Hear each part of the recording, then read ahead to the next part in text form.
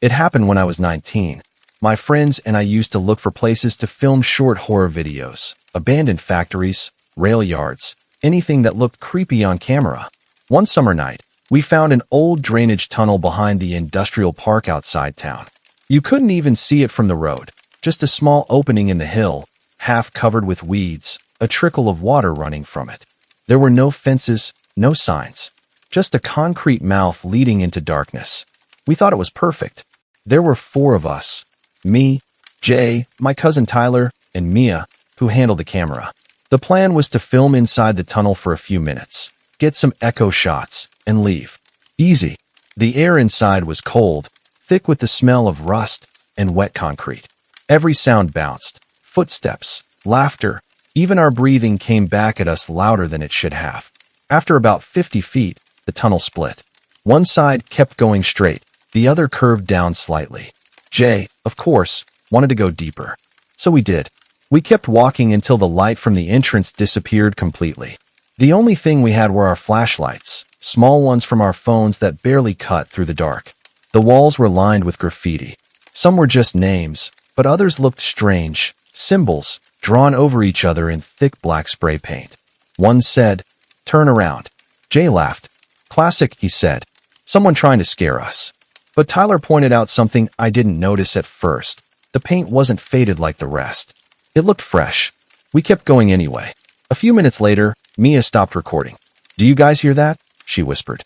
It sounded like dripping water at first, then like footsteps. Slow, uneven, echoing from deeper in the tunnel. Jay called out, "Hey, anyone there?" The sound stopped. We all just stood there, flashlights trembling in our hands, staring into the black. The air felt heavier, thick enough to taste. Then came another sound. Breathing, but not from any of us. It came from ahead, deep, steady, like someone trying to control it. We started backing up, slowly, no one talking now. When we turned to go back, Mia screamed. There was light behind us, dim, yellowish, like an old lantern. It was swaying slightly, coming closer. We couldn't see who was holding it. Jay grabbed my arm and hissed, "Run." We ran, hard, splashing through the shallow water, our lights bouncing, walls closing in. I could hear the breathing again, not behind us, but above, like it was moving through the pipes overhead. When we reached the split, I swear I saw something. A shadow drop from the ceiling and vanish into the side tunnel. We made it outside, panting, phones shaking in our hands. The air felt warm again, normal. But when Mia played the footage back in the car, we all went silent. At the part where we first heard the footsteps, the microphone picked up a voice. Faint, whispering. It said, "Not this way." That night, we couldn't sleep. Tyler wanted to delete the video, but Jay said we should post it first, proof of what we saw. The next morning, the file was gone. Not deleted, gone. Like it never existed. Jay swore he didn't touch it, but his phone started glitching after that. Random photos showed up in his gallery, black screens with faint streaks of light down the middle. A week later, Jay stopped answering texts. His mom said he'd been in a car accident, lost control coming off the same road that led to the tunnel. They said he might have swerved to miss something, but no one else was on that stretch that night. A month later, Tyler and I went back. Not inside, just to the spot where the hill opened. The entrance was filled in. Fresh concrete, new fencing, a city sign that read, "Hazard area, do not enter." We left flowers there. Not because we thought it was haunted, but because something in that tunnel didn't want to be found again. 6 months passed. Jay was gone. The tunnel was sealed, and we all stopped talking about it. Or at least, we tried to. Then one night in January, I got a text from an unknown number. No message, just a video file. It was titled tunnel2.mov. At first I thought it was a cruel prank, someone from school, maybe. But when I pressed play, I froze. The video wasn't from our phones. The resolution was different, older, like it had been filmed on a security camera. It showed the same tunnel, only this time the walls were clean, dry, no graffiti. The footage was from far back, maybe 30 feet inside, aimed toward the entrance. A faint light shone from outside, and through it walked 4 people, us. Me, Jay, Tyler, and Mia. We looked younger, off somehow. Like the video wasn't from 6 months ago, but from years before we ever went there. Then, about a minute in, the video flickered. The light at the end of the tunnel dimmed, and everything went quiet. Our figures stood still, frozen, and from the back of the tunnel, from pure darkness, a fifth figure appeared. It didn't walk. It bent, like it was unfolding itself from the wall. Too tall, limbs wrong, no sound at all. It moved behind us, close enough to touch, but none of us turned. Then the footage cut out. I stared at the screen, heart hammering so hard I could barely breathe. The timestamp at the top corner wasn't from the past 6 months. It read April 22nd, 2013, 10 years earlier than the night we went in. I tried to call Tyler, but it went straight to voicemail. I texted Mia. She answered after 5 minutes. Don't open any more files. I think I got the same one. She sent a photo. Her screen showed a thumbnail of the same video, except the title was different. Tunnel3.mov. I told her not to play it. She didn't reply. The next morning, I drove to her place. Her car was in the driveway, but the house was dark. The back door was unlocked. Inside, the living room TV was on, screen black, faint static playing. In front of it, her camera lay on the floor, still recording. I picked it up and pressed playback. The video showed the inside of her house, but the lighting was wrong. It was dim, reddish, like the glow of a flare. And at the far end of the hallway, I could see a dark shape crouched low, moving toward the camera. Then it whispered. The same voice from the tunnel. You came back. The screen went black. That night, I drove to the old industrial park. The city fence was still there, but behind it the hill was gone, flattened, paved over.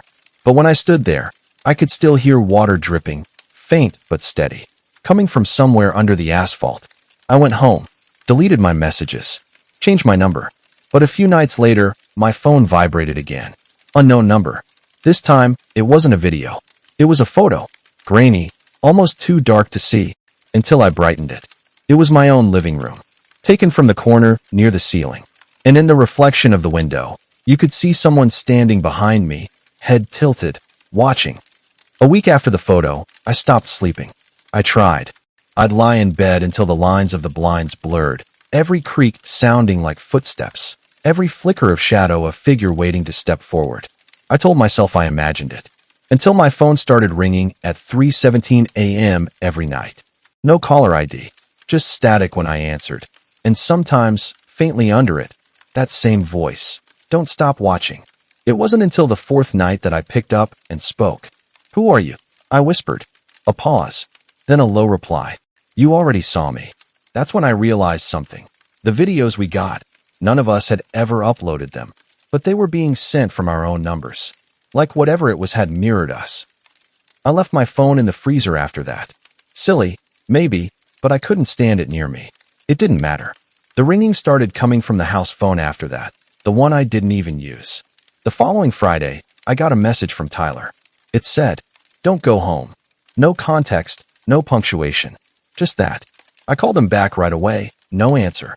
A few minutes later, he sent a photo. It was blurry, dark, but I could make out the tunnel entrance again, or what was left of it. The concrete had split open like something was pushing out from underneath. He followed it with one last text. It's not sealed anymore. And then nothing. That same night, the power in my house went out. The only light came from the small battery lantern I kept by the bed. I sat there in the silence, holding it close, trying to convince myself I was fine. Then I heard the sound. Dripping. Soft at first, like condensation. Then steady. Louder. Coming from the hallway. I got up, every nerve on edge, and followed it. The dripping grew sharper, metallic. I turned the corner and saw it. Water was seeping out from under the closet door. But when I opened it, the air that came out wasn't cool. It was damp, heavy, smelling like rust and old soil. And inside wasn't drywall anymore. The back wall had changed. Wet, concrete, covered in streaks of black. I stepped closer. My lantern flickered. Something on the wall pulsed. Not water. Not paint. It looked like the concrete was breathing. Then a sound came from the other side. A whisper, pressed right up against the surface. You shouldn't have watched. The wall cracked, thin lines spreading like veins. I dropped the lantern. The light hit the floor and rolled, shining just enough for me to see a hand. Long, colorless, sliding through the crack, fingers bending the wrong way as they reached for the light. I ran. Didn't grab anything. Didn't look back. By the time I made it outside, the power in the whole street had gone out. My breath fogged in the cold air, and behind me, my house went quiet. Too quiet. The next morning, I went back with police. They opened the closet. The wall was just gone, replaced with clean drywall, freshly painted, no damage, no trace of anything wrong. They said I must have panicked, imagined it. But I know what I saw. When I checked my phone that night, there was a new video saved under downloads. No sender, no title. It was filmed from my bedroom, while I was sleeping on the couch. And faintly, just before the clip ended, the same voice whispered, "See you soon." If you made it to the end, subscribe for more true horror stories. Because some doors only open when you start